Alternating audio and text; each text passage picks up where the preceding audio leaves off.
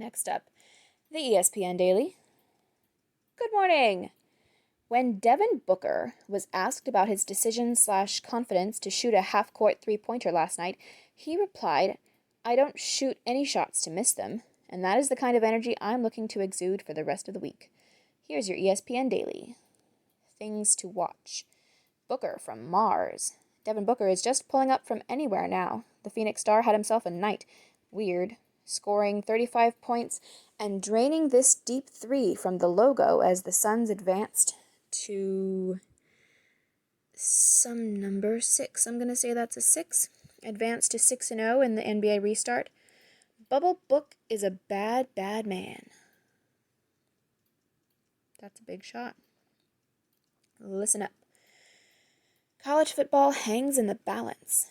The fate of college football's 2020 season is up in the air. Over the weekend, the Mid-Atlantic Conference canceled its season. Today, big meetings and movements are expected from the Big Ten, Pac-12, and other conferences as they consider their options amidst growing concern about the coronavirus panic. The decision has become both political and personal, as conferences across the country have navigated variations in protocol at the state, city, and university levels. On Monday, President Trump weighed in on the situation, tweeting, "Play college football." On today's episode of the ESPN Daily Podcast, Adam Rittenberg brings us the latest specifically on the Big Ten. Then California offensive lineman Valentino Daltoso, who helped organize the Pac-12's We Are United movement, weighs in with the player perspective. And I believe the news today was that the Big Ten, the Big Ten decided to postpone until spring. We'll see if that happens. Things to care about. Big League Baseball returns to Buffalo 135 years later. And what is arguably the most abnormal year in the long history of baseball, a sport that has known many times of upheaval, we are left with an outcome that no one could have foreseen when 2020 began. After nearly 135 years, there will be a Big League Baseball in Buffalo, New York. There will be Big League Baseball in Buffalo, New York. The drought that began back in 1885, when the National League Buffalo Bisons folded, comes to an end today as the Toronto Blue Jays begin their home schedule at Salin Field, home venue of the AAA Bisons. Under the circumstances, it's hardly a time for celebration. If the Canadian government had approved baseball's plan to have the Blue Jays host games in Toronto, Salin Field would be sitting dormant. It would also remain dark if any other big league city had been willing to take in the Jays. That Salin Field turned out to be the Blue Jays' only option other than becoming a full-time travel team is unfortunate. However, it is also historic, as Big League Baseball returns to a city that hasn't seen it since the President of the United States was one of their own. Speaking of Grover Cleveland. Is that what S/O is? Is it speaking of? Speaking of Grover Cleveland? Grover Cleveland. In honor of the occasion, we're taking it all the way back to October 7th, 1885, the date of the last home games for the National League version of the Bisons, a doubleheader against the Providence Grays. Mostly, we're focusing on how much things have changed in baseball since then. Also, because of the odd circumstances that have defined the 2020 season, we're pointing out a few things.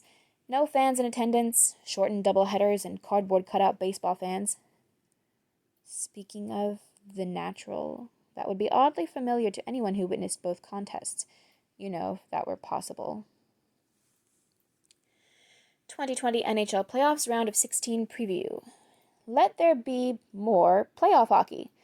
The 2020 NHL playoffs officially begin today as the 24-team tournament, with 5-game qualification round series and round-robin seeding matchups, has moved on to a more recognizable 16-team version. This round includes several matchups in which revenge will be on the mind of one team, or both for separate reasons, and based on what we saw in the earlier round, no favorite should consider itself safe from a stunning upset, except for the Washington Capitals. Just kidding, I don't want to jinx them. Emily Kaplan and Greg Wyshynski are taking an in-depth look at each of the matchups and making their picks for the teams that will advance. Happy Stanley Cup hunting to all! Will Orlando complete fairy tale run? The MLS is Back tournament began with a flurry of positive COVID-19 tests that narrowed the field from 26 teams to 24. Thus, as the competition got off the ground, the focus was not so much on the results on the pitch, but on the results of the coronavirus tests that were being administered to everyone inside the bubble every 48 hours. Jeez. That doesn't seem very fair for those two teams. Their entire team had the COVID? Just let them play in a couple of weeks. As the competition progressed, that quickly changed. Negative tests piled up, and what emerged was a competition full of late drama and upsets, as exemplified by Orlando City, South Carolina's presence in tonight's final. 8 p.m. or 8:30, whatever, tonight, it doesn't matter. Against the Portland Timbers? I have no idea. In 5 full seasons of existence, Orlando has never reached the postseason. Where was I? As MLS's Back entered the quarterfinal stage, none of the 8 remaining clubs had longer odds to win than the Lions at I don't know how to read odds, 1,200. Yet they have become one of the most exciting sides in this most unpredictable tournament.